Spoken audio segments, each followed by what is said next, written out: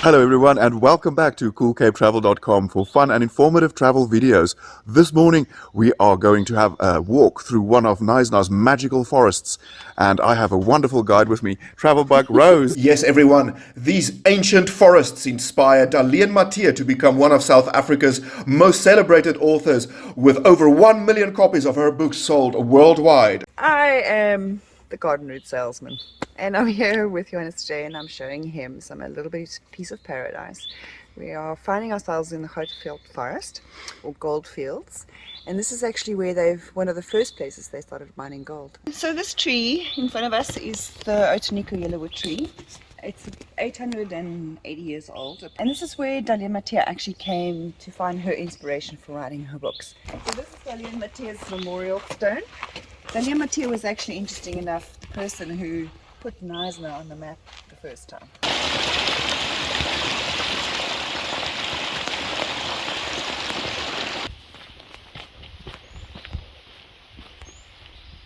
There's 55,000 hectares of natural forest in this area, and it's said that this forest actually at one stage went all the way to Kenya. Kenya? Kenya. Wow.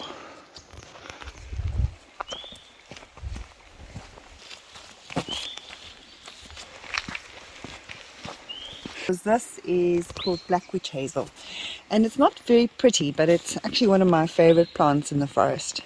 And if you actually look at the back of these plants, you'll feel they're very hairy, and what they do is they are the waterers of the forest. So what they do is they collect all the water that is collected during the night and the dew, and they take that through their system and they give it to the trees.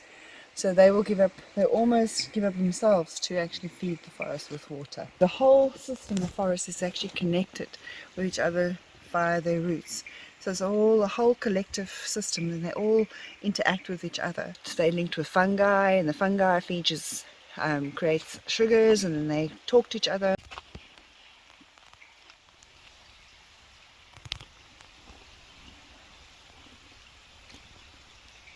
The biggest fight for trees in the forest is light, because light is the way you survive. Okay, so what happens is a lot of these trees actually cheat, nature's way of cheating. And what they will do is they'll drop a seed on top of a fallen tree area, and then they grow from there. So this area, this whole space, like from here to there, is about 100 years of growth. So I've actually saved 100 years to get to the light.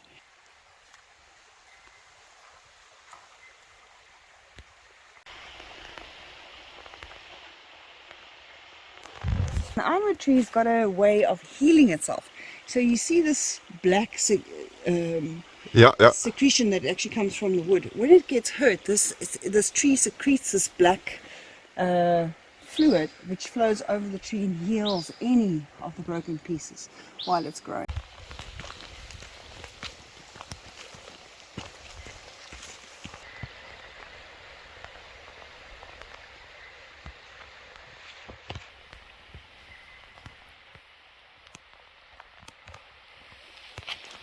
Nothing in the forest goes to waste.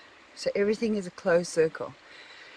So if this tree is now busy dying, he will start being dissolved by the fungi. So the fungi create like sugars that actually dissolves the wood, makes it softer. Then the borer beetle, little beetles come in, and they eat some of the tree, and eventually the whole tree will collapse and go into the forest soil and create new compost. I think the forest is a big place for big stuff, but it actually is a place for lots of little things.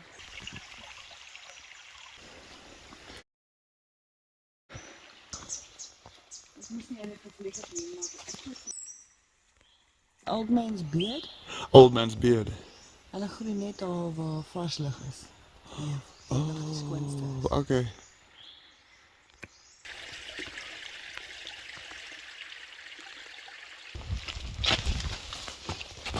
1884 dat eers teruggekom om kom weer my, but done. The sound that you're hearing in the distance there is a black-headed oriole.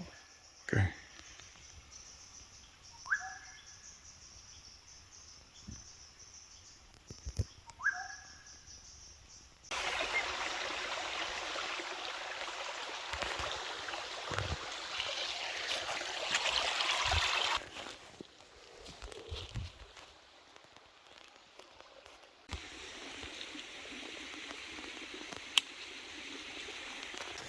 Kleine swallow. So, nee. Let's see.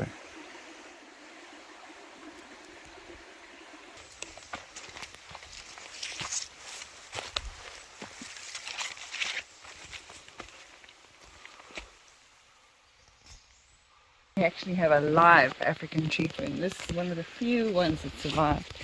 You can see actually how beautiful they are.